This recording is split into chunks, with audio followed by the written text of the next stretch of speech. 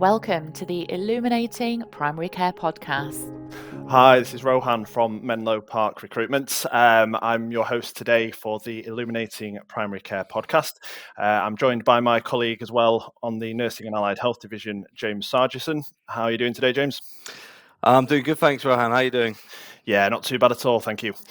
So today's podcast is going to be focused on practice nurses, running through a few points regarding what the day-to-day looks like, what progression opportunities are available for practice nurses, salary sort of options and parameters as well. So we'll run through everything together and hopefully give everybody an insight and a little bit more detail in terms of life as a practice nurse in general practice. So just to get things started, what does a day of a practice nurse look like? So James and I work with a lot of practice nurses day in, day out across the UK, and for the most part, the role is relatively similar. There's a typical day consisting of a mixture of sort of treatment room duties, bloods, smears, travel vaccinations, babyings, wound care, and so on, as well as often appointments focused on long-term conditions such as asthma, COPD, diabetes, and so on as well. So most of the roles we work on, it is a general mix of both the treatment room and the longer-term conditions. Obviously, this can vary practice to practice. Some surgeries just need treatment room nurses. Others need more specialist nurses focused solely on specific areas of long-term conditions. But for the most part, these are the typical sort of roles for most practice nurses.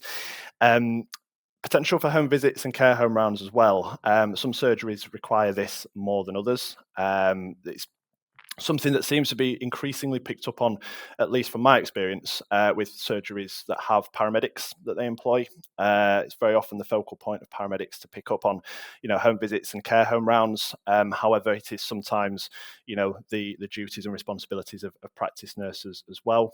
Especially when looking at things such as COVID and flu jabs as well.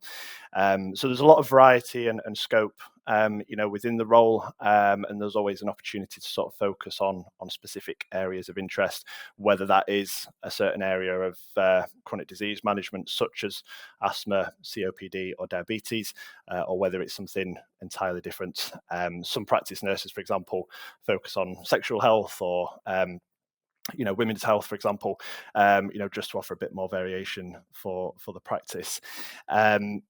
Some practice nurses as well will establish themselves as leads in certain areas. So I think it's speak for us both when I say we've worked with nurses that have been sort of asthma or diabetes leads, for example, with their respective practices. So there's certainly opportunities as a practice nurse to hone in on a certain area, and really develop that in more detail and be the person of contact for any patients presenting with those cases for the practice as well. And extended hours as well. It's a common part of a practice nurse's duty within general practice. There's a lot of expectation for practice nurses to stay late on evenings or maybe pick up the odd Saturday morning, for example. So, some practices, again, need this more than others, and the extent of the frequency of these extended hours can vary, but it generally is something, that is expected of practice nurses to cover these extended periods. Have you found that to be the same for yourself as well, James, speaking to practice Yeah, nurses? definitely. I'd say more recently now compared to when I started with my time at Menlo Park, there's definitely more of a requirement now. Now, I don't know if that's because practices have taken on nurses where the nurses specifically ask to not be involved in the extended hours, and then further down the line, the practices realise, oh, actually, we need people covering these extended hours requirements. But yeah, the most recent practice nurse jobs I've taken on, in fact, every practice nurse job I've taken on in 2025, I'm pretty sure, has asked there to be some kind of extended hours requirement. It's never really too much, though. It's usually just once every 2 weeks. Every now and then it's once every, one or two might be each week. But if they do it each week, there is... It would only be for one day, so it won't be for each day or more than one day. It'd be one day either every week or every other week. Yeah, so I'd say it's not really too much beyond that, and it's very rare when I get a nurse where she's got a direct issue with being involved in the extended hours. Yeah, no, absolutely. It tends to be a dedicated day in a specific week, and it tends to be that same day every week, just for sake of continuity and forward planning. But sometimes it does vary on a rota basis. If it's a Saturday morning, for example, sometimes through to maybe every Thursday or every Wednesday or Thursday evening, for example. So that can certainly vary. In terms of progression opportunities for practice nurses, so there's a fair bit to cover on this section. There are a lot of opportunities available within primary care for practice nurses. However, it does sometimes depend on, I think, what the practice can reasonably accommodate. So some surgeries do need practice nurses that can come in and hit the ground running, without the need for a lot of support. Sometimes that support and the time given to that can sometimes be an issue for surgeries. But there's obviously a lot out there as well that are happy to look at training, look at development opportunities, and even some that are happy to work with those that maybe don't have experience with chronic disease management, for example. I'm working with a couple of practices at the moment, for example, one in Bournemouth, that does want somebody with a lot of primary care background, with that chronic disease experience, who can do the asthma, the COPD, and the diabetes, and so on. However, I'm working with another practice currently in Reading, who's more open to considering somebody, just having the treatment room nurse experience without that long-term condition background, willing to kind of train them up, and support with the chronic disease management. So it does vary practice to practice, but I think for practice nurses looking at exploring opportunities, I think stressing that interest to develop in a certain area earlier on, if it's a case of looking at an opportunity through ourselves, then making that clear early on as to what that interest is. It just then helps to form the conversations at the assessment process stage, in terms of making sure you're kind of moving forward with a role that is going to be right and is going to provide you with the development opportunities that you're looking for. Practices can, as I say, it's not just the sort of diabetes, COPD, and asthma. They can support with things such as sexual health as well, and the women's health, as mentioned earlier. So there's lots of different avenues you can look at as a practice nurse to, increase your scope of practice and offer a bit more to the practice. And in most cases, it comes with a salary increase as well. So, there's benefits to furthering your development when in post. Prescribing is another big one. I would say the majority of practice nurses I speak to are not prescribers. However, there are, a number that either are, or a number that are in process of doing the prescribing course. And I know it's something that a lot of practice nurses do look to do and do look to complete, just obviously needing a surgery that's able to support with that. So the prescribing is quite a big one, and it's something that practices favour massively if a practice nurse has got that over somebody who doesn't. So I think if the prescribing is something as a practice nurse that you would be quite interested in doing, it's something I would definitely advise to seriously look at, and again find a practice that would be happy to support with that, because it just helps to open a lot more doors, work more autonomously. It always brings a salary increase with it as well, so there's that benefit to look at, but it just allows you to do a lot more as a practice nurse and not be relying as much on the other prescribers within the surgery. Have you found prescribing as well, James, to be something that a lot of nurses look to do? Yeah. It definitely something that a lot of nurses look to do. Definitely something that is either in the short-term plan or the long-term plan, depending on how much experience that they do have, of course. I'd Yeah. say it's about 80% of the practice nurses I speak to actually don't prescribe, and Yeah. the other 20%. I think there's almost like a bit of an expectation that when you prescribe, and say your practice has put you through that prescribing course, unless something really significant happens that's caused this person to want to see what else is out there and what other opportunities there are, it's very rare that that person would decide, actually, do you know what, I know you put me through my prescribing, but I'm going to go into something new. There have to be something significant to have happened. So I'm thinking that's maybe a reason as to why I don't actually speak to that many nurses that have got their prescribing under their belt. And don't get me wrong, if I do speak to a nurse, they've got the prescribing, they've got very adequate and sound reasons for why they are looking. They want there to be some sort of longer term plan, or something for them to go into within a couple of years if they were to join a new job. So it could be a lead nurse position, it could be ACP pathway, something that they want Yeah. to go ahead into the longer term. But also, pretty much every job I speak with, and we're going to touch on this in a little bit, but every job I speak with, they if they are looking to take on a practice nurse who is a prescriber, then unquestionably they'll be eligible for that sort of upper end of that salary bracket. A lot of nurses I speak with where we'll have a salary range, and they say in the advert prescribing's preferred, but by no means essential. If you are a prescriber and you've been a prescriber for a few months or more, then that upper end of that salary range, absolutely you could be hitting, which is like usually very high band 7 or early band 8A. So it's something that is definitely a good, useful thing to have if you're looking for that kind of increase if you were to move. Definitely, yeah. And it's from what I've been told by a number of clinicians, it's a 6-month course if you're doing it as a standalone course at university. And I think a lot of people I've worked with who've done it have said it's not the easiest, but it's worth its weight in gold. Once you have completed it. So, I think it's definitely one of those things that's worth doing to further your experience and increase your salary as a result as well. So in terms of other avenues of progression, I suppose as well, it's important to mention it doesn't always have to be clinical progression either. So you can always look at sort of lead nurse roles that you alluded to a minute ago, James, such as whether it's a lead nurse generally or whether it's a lead in a specific sort of area. There's lead nurses who I've worked with who are just sort of leading the nursing team in general. They'll represent the nursing team in meetings, in partner meetings, and so on. And they'll kind of split their role into a dedicated clinical time and then management time as well, which most of the lead roles I've worked on have been more heavily weighted towards the clinical still.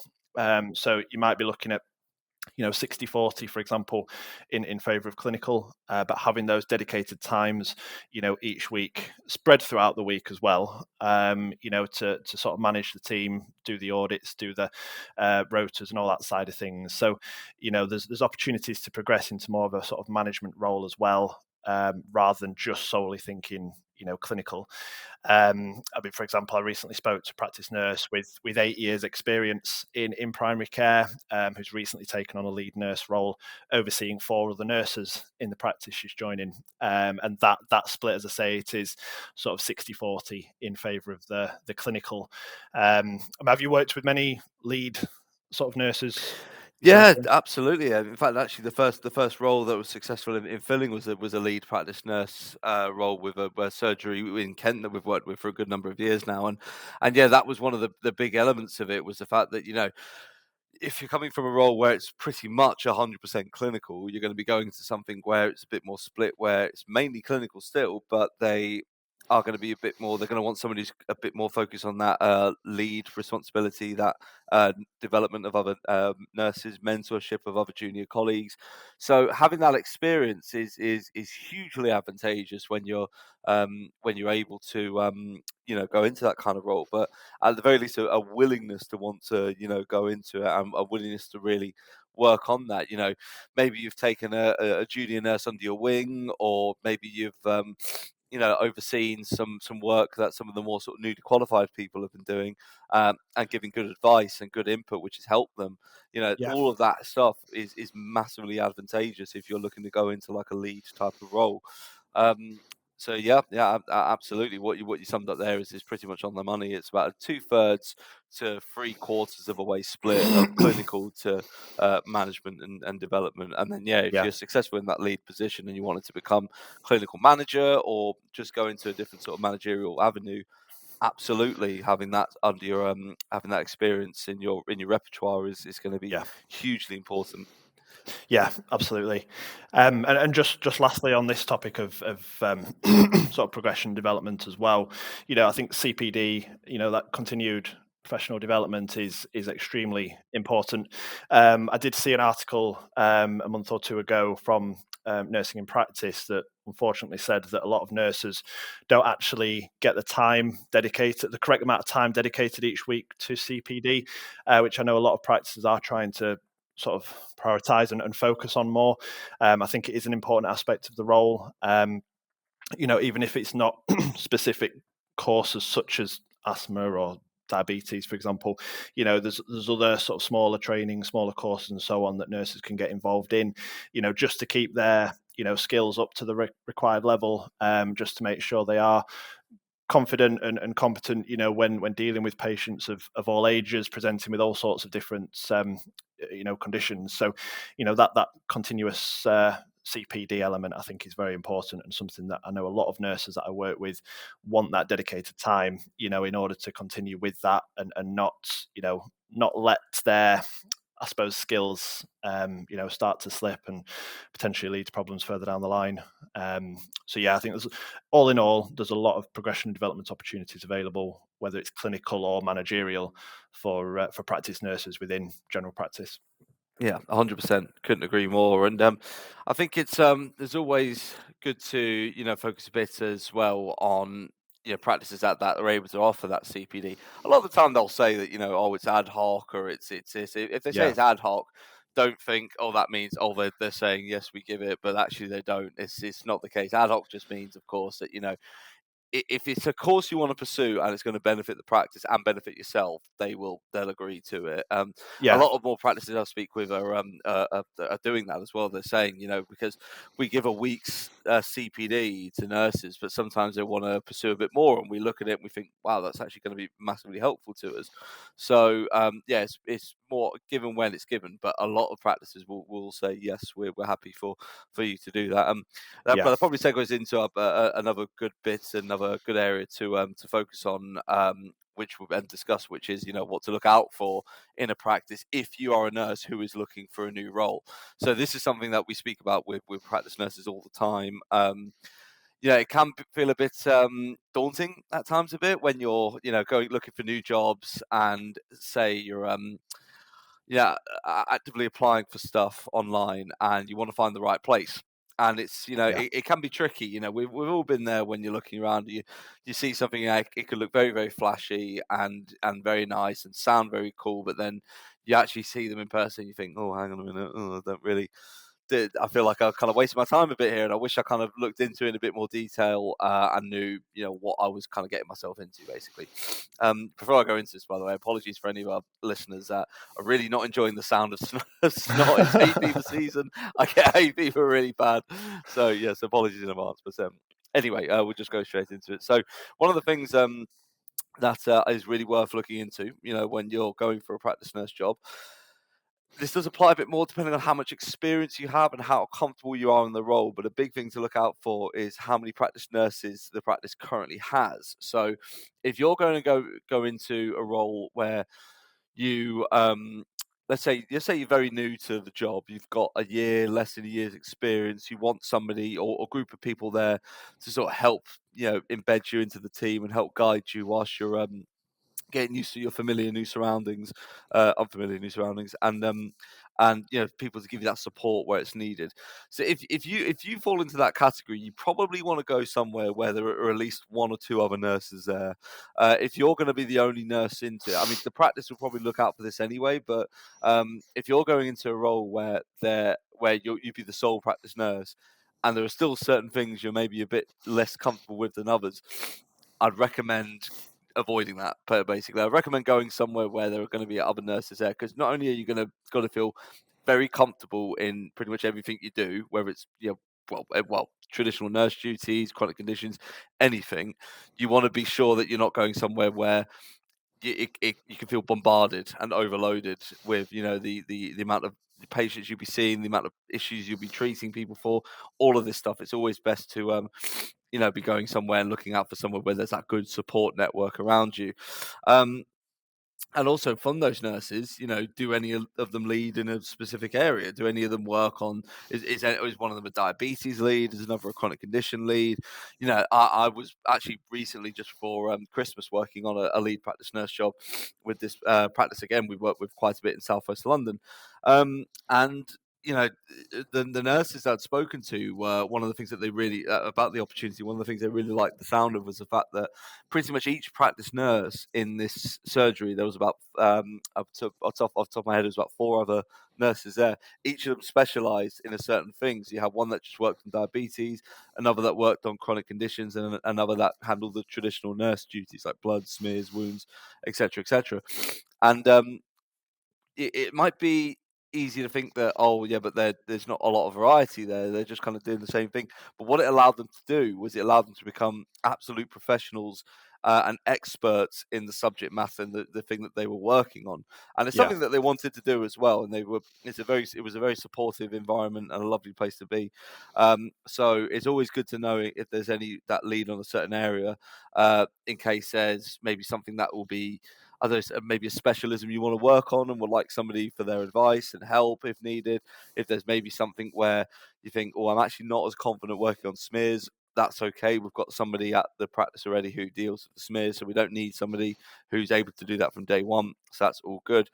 So it's always, also on that note, always good to check out if the surgery offer opportunities to progress in specific areas, or do they need somebody with experience in all areas? It's not always easy to identify that from an advert. Sometimes this is why it's good to speak with a consultant who will know. Okay, so let's say if you came to me or Rohan and said, "Been a nurse for a few years. I do pretty much everything. However, I haven't done smears in a few years, and I need a bit of advice on that." We would then be able to say to you, well, if that's the case, this role's probably not going to be right because they need somebody who from day one is able to do smears.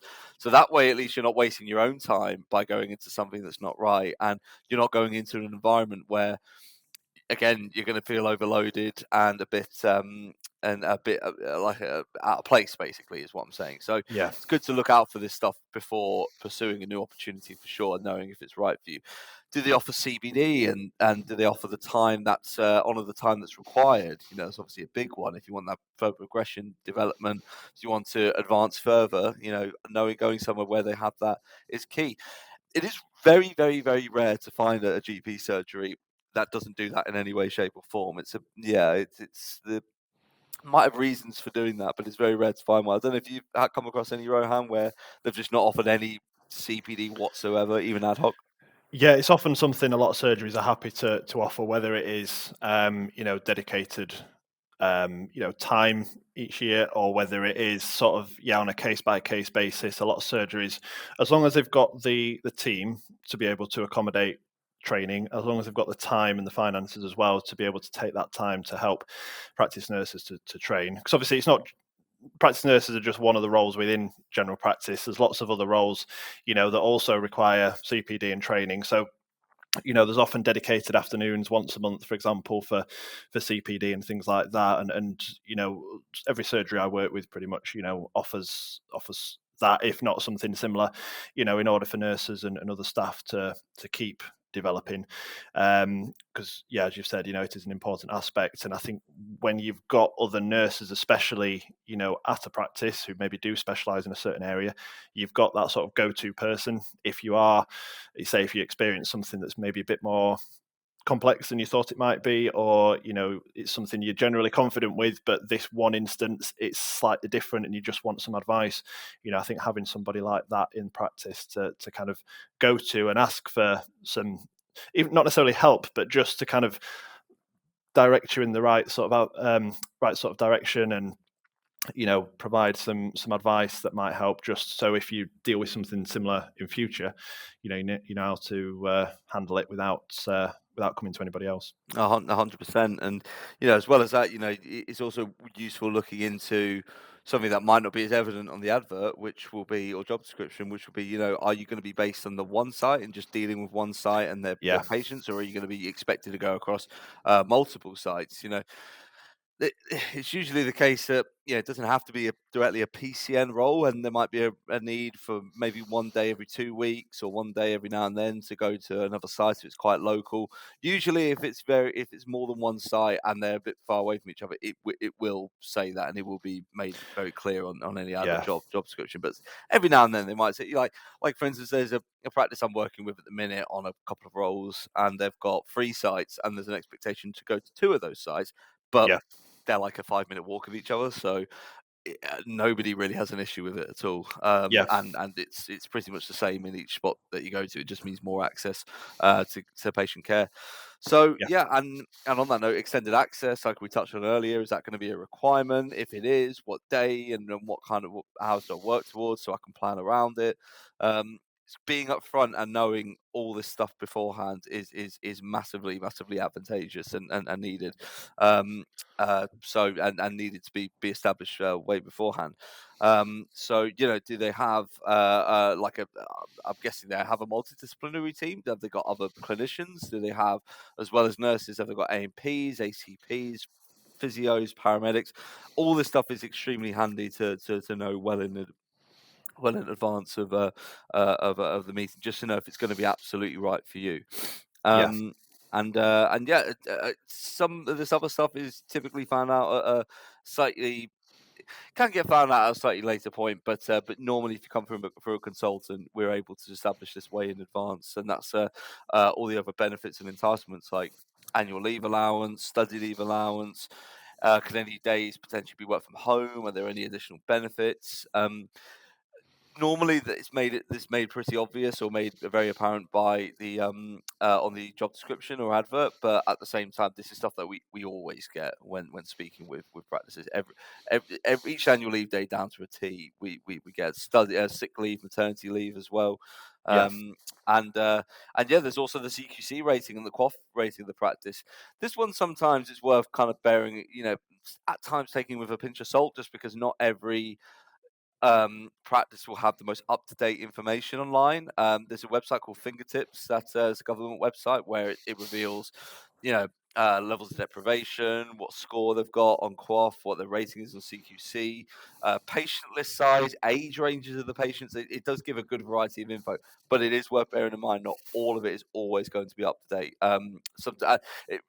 Sometimes they're just due another visit, and in the time since the last visit, there could be a whole load of changes. So there's a practice, for instance, I've worked with before in Southend, and their CQC and all the info they've got on Fingertips makes them look not too great. However, last updated in 2017, so it's in that time they've had a takeover and had lots of stuff and changes, which has all been benefiting them in a positive way. So it's still very important to check that info out, and if you've got questions about it, ask them about it and see what changes were made. It'll benefit you as well if you go for an interview, showing that you've done your homework. So it's always good to bring this sort of stuff up. But we can get all this information and we can talk it all through with people in a phone call. I feel like I'm sometimes when I'm giving all this information, people think, I will say exactly the relevance of this, but at the same time, it's always imperative to know this stuff, so you know that what you're going to go into is right for you, and you're not wasting your time with anything that's way off the mark.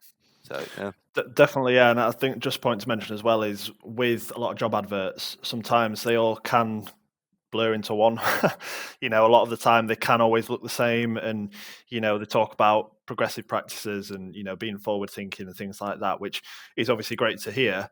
But I think when the detail that we go through with each practice, it's a good hours long conversation in most cases to run through 50 to 60 questions about the surgery, like you said, about the CQC and the QoF and the reputation of the practice, the breakdown of how many different members of each clinical role they have, even down to whether or not there's free parking, at the surgery. It's a lot of detail that, you're not always going to get a lot of this from an advert, but it just gives you a much more well-rounded view of the practice and the role itself, to make a more informed decision, obviously not waste your time with anything that's not suitable. When it comes to, as I say, a lot of job adverts blurring together, some might sound the same, but in reality, when you interview, turn out to be very, very different. So I think having those conversations with ourselves in advance, will just set you in a much stronger position of knowing what to expect and reducing the chances of there being any, I suppose, negative surprises further down the line and risk wasting anybody's time. Correct. And this applies to you as well. Not you, Rohan. I mean, the practice nurse that's going for the interview. There are a lot of practices I speak with where they get a CV through. I get a CV through sometimes, and I think, wow, this person looks really good on paper. And then you have a conversation with them, or you meet with them, and you think, maybe not. They look really good on paper, but in person, it's a bit of a different story. When you go for an interview, always got to make sure that you look impressive on paper and look like you can do the job. But then when you go to the interview, they think you basically you got to make them think this is the person that we want to give the job. This is the person that we've got in mind when we advertise for the position, and this is who we want. This is the person that we envisioned when we got the CV through to us, and we're very, very pleased. It's always this might seem a bit like very basic generic advice when it comes to interview preparation, but at the same time it's surprising how many people sometimes go for an interview and almost in a way just don't they just kind of forget the basics really, which is preparation for sure. Looking at the advert, knowing the advert as well, knowing the job that you go into, and reviewing the practice's website, like not feverishly, but doing a good amount of research Doing your basically on the research, practice website. Yeah, not going there giving a different name of a surgery or whatever it might be. But I've heard some stories before from surgeries where you just think, wow, so somebody just didn't do their homework essentially. And speaking to us as well, I always go through quite a lot of detail when going through a new job with candidates, but at the same time, it's all very relevant detail. It's all about the area, the practice, the team, the surgery, a bit of history, why they're a good surgery to join, the job itself, what it involves, staff retention rates as well. retention, all this stuff. But all this thing is, we go through all this in detail, but then we send like information as well, like information that people want to know. If somebody came to me and said, "Hi, James, I wanted to pick up that note you said about staff retention, and I'll pick up that note about the new forward-thinking initiatives they had, the session changes that they have. Can we go through it?" We send all this stuff through, and we talk through all this stuff with individuals, so we make sure that the person's spec is really tailored to your personal statement, to align with the practice, its vision, and what they're looking for, essentially.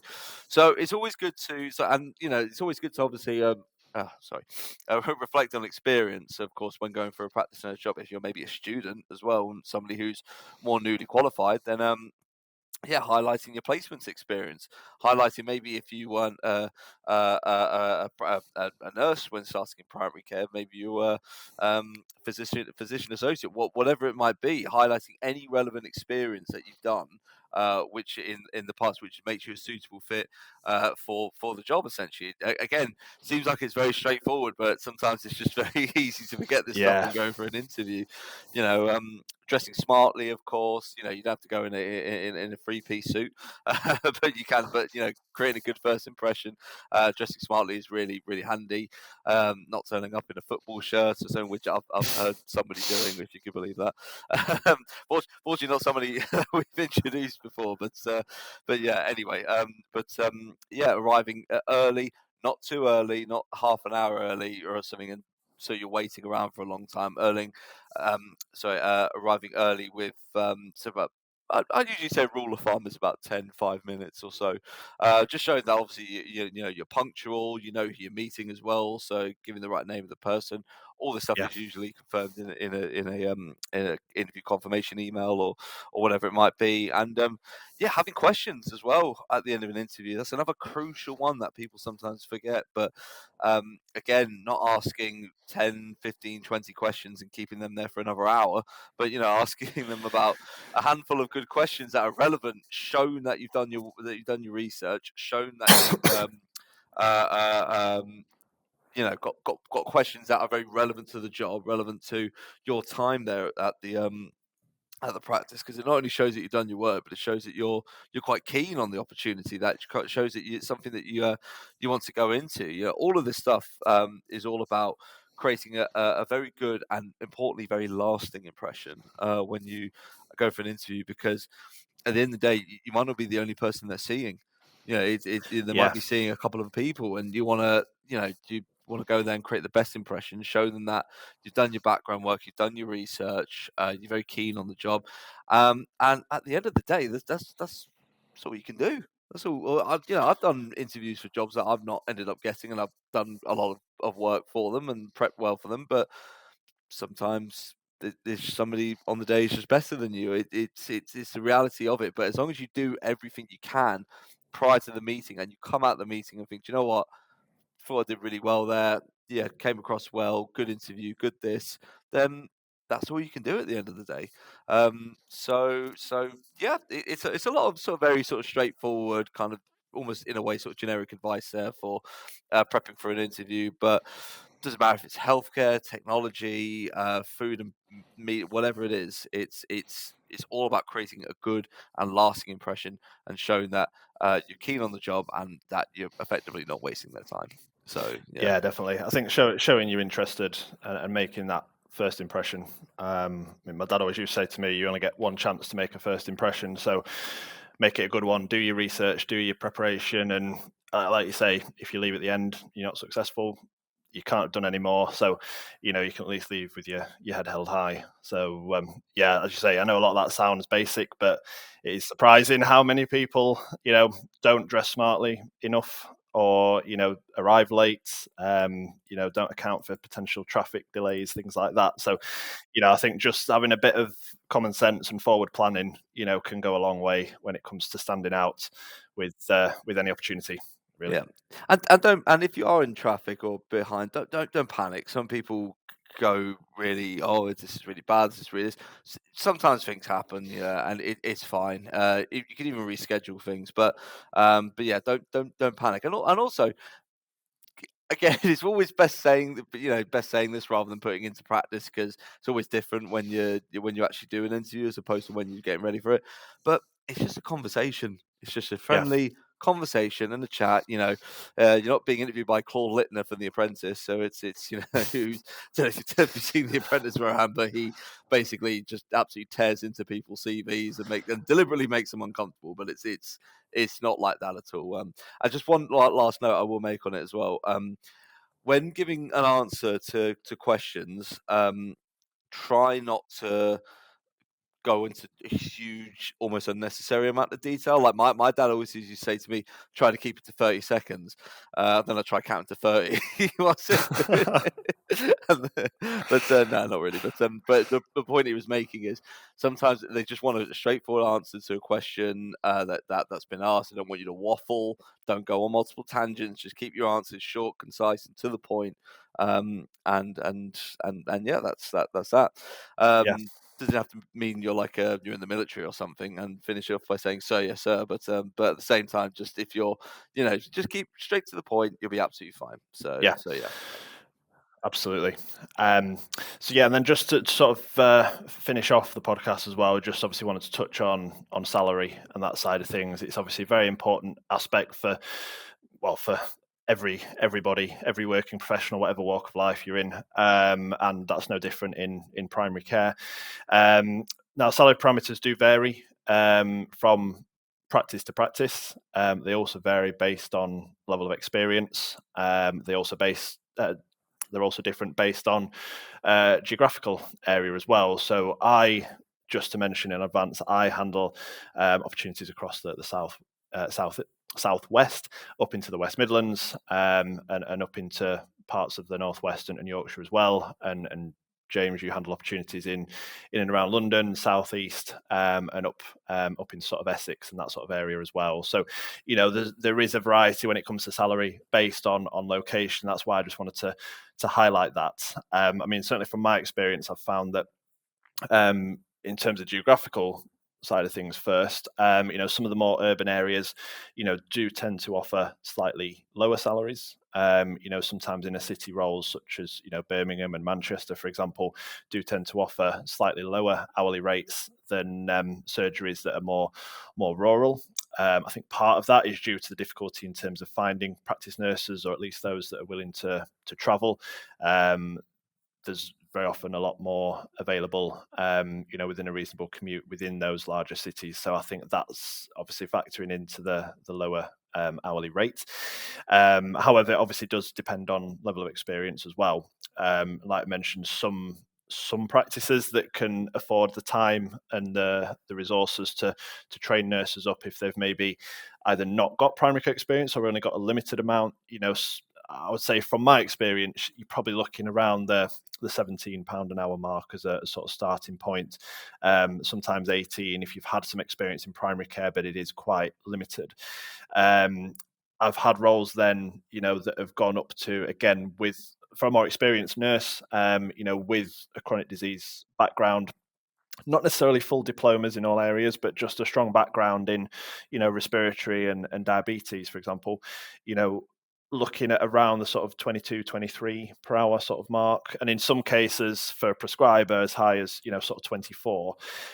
Any higher than that, again, from my experience in the area I cover, any higher than that tends to be more sort of lead nurse role. Obviously, you get a higher salary with those sort of management responsibilities as well.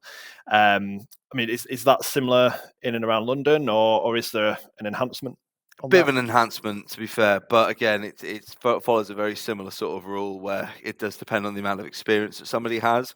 Yeah. It's probably a good opportunity to say as well that there is a bit of a, in a way, at times misconception for a lot of nurses that a lot of nurses I've spoken to in London, that when going for a job, if they've got a bit of experience under their belt, in primary care, that kind of puts them eligible for that sort of. So to give you an idea for London, it probably starts at the very basic of about 19, with Okay. virtually little to no experience, and it goes up to about, I'd say, 26, 27 at a push. Probably 20. There's probably quite a few practices in central London that will pay £27, but if they do, then they're going to want somebody, in terms of hitting that 25, 26, £27 mark. It needs to be somebody who does everything, no sort of things about, it could be maybe one or two things that need a refresher on, like smears, ear syringes, whatever it is. Yeah. But somebody who's got the experience, importantly, of doing it before. Traditional nurse duties, chronic conditions, and the big one, if you're going to get that 26, £27, prescribing. If you haven't Yeah. got prescribing, it's going to be a bit of a challenge, because to get that kind of salary, there are certain surgeries I speak with in London that do pay that high despite not having prescribing under your belt. Maybe you're on the cusp of getting it, or you've part completed it, but it's very rare for a surgery in London to pay £27 per hour, which, by the way, is a full-time equivalent salary of in the range of 52 to 53k, which is more or less band 8. Yeah. To not prescribe and be getting that is going to be a bit of a challenge. So, yeah, in answer to your question, there is definitely an enhancement because it's London, but it doesn't really go much beyond sort of £27 per hour, because that's when you start getting into lead nurse territory. And yeah, if you're not a lead nurse, then you're not going to probably not going to get paid as much as a lead nurse does. Yeah, no, absolutely. I worked with a lead nurse last year in the sort of West Midlands sort of area near Warwick, and she was offered just over 27 as an experienced lead nurse. So there is that, obviously, the bandings that. The parameters, rather, not bandings, that surgeries work to. But obviously the whole point of this was just to give a bit of an overview in terms of what is realistic to expect. I've worked with some surgeries where it is a bit lower than 17, and they've ended up increasing that in the end to sort of bring it in line with what the sort of national norm seems to be, for somebody with limited experience. But I think, if you are looking at more sort of rural areas as well, and you've got some of those sort of qualifications within long-term conditions, then you can be commanding over £20 an hour quite comfortably. And again, one of the things we always ask when we work with surgeries is, what sort of parameters they're working to for the role, and gauge it by what some of the other practice nurses are on at the surgeries as well. And very often for those with more experience, they are on a bit more, and that's where they kind of that's where they reach with the parameters that they provide us with. So again, we can give you all this sort of information on what a surgery is offering, and why on a single phone call if you're open to exploring opportunity through ourselves. Oh, no, I completely agree. And well, another thing I'll just point out on that, so because obviously you mentioned I work in the southeast, and what I gave as an example of the salaries in London and how they do compare when you live and work in central London, or at least definitely work in central London. But if you go a little bit further out, there is definitely a bit of a difference in terms of, so say, a practice nurse job in Surrey, so like Guildford, and another in that's like Haywards Heath, so the sort of Gatwick Airport kind of area, and then beyond further down south in the home counties and beyond that. It very unlikely that they will go as high as £27 per hour if you're not a lead nurse already. If you're a lead nurse, it's a different story. But if you're a prescriber, the maximum is probably going to be about £25 per hour. Again, the only reason I don't sort of like saying that this is what it's probably going to be, is because that no two surgeries are the same. A lot of them stick to the agenda for change and salary parameters very strongly. Others, they're a bit more sort of loose with it. But but what we can offer is a bit of a general sort of rule of thumb with these things, and yeah, like I said, Rohan, there'll be practices where they'll only be able to pay to a certain point, but they'll want these things. Like there was a practice in Guildford that I had a conversation with a few months back, and they said, what was it now? They said we're looking for someone with primary care experience, can do everything, can prescribe, but we can't pay more than £19 per hour. I was like, I had to be upfront and direct with them and say, I really don't think I'm going to be able to help there, because I've networked with so many nurses in the area, and I don't know a single nurse who can do all of that and is looking for less than £19 per hour. So it's a very just a general rule of thumb. Those are kind of like the ranges that you kind of look at and what to expect really in those areas. But like, no two practices are the same. Yeah, it will vary slightly surgery to surgery, but hopefully that has provided a good sort of ballpark based on wherever you may be in the country, as to what to reasonably expect from a practice nurse salary. So I think that kind of rounds things up quite nicely. I just wanted to thank everybody for listening. Thank you, James, as well for recording with me. And obviously, if anybody listening has any questions or queries, or is interested in exploring any opportunities either through myself or James, then please feel free to get in touch. The contact details will be below the video, and we'd welcome a call from anybody who's open to exploring any opportunities.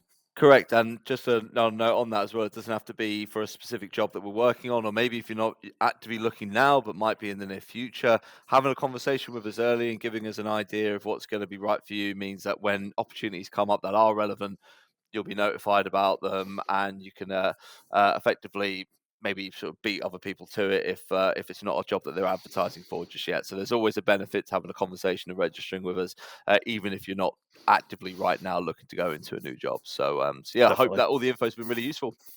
Perfect. And just one last thing to mention, if you're not actually looking for a role yourself, but know somebody who might be interested, we do offer a £250 referral bonus for any successful referrals. Can be quite lucrative if you know a lot of people. So if you know anybody who might be open to a chat, we'd be happy to have a chat with them as well, if it's not quite something that's of interest to yourself at this point. So thank you again, everybody. And we'd welcome a call from anyone who might be open to a further chat. Thanks again, guys. Take care. Thanks a lot. Cheers, Bye. Rohan. Bye.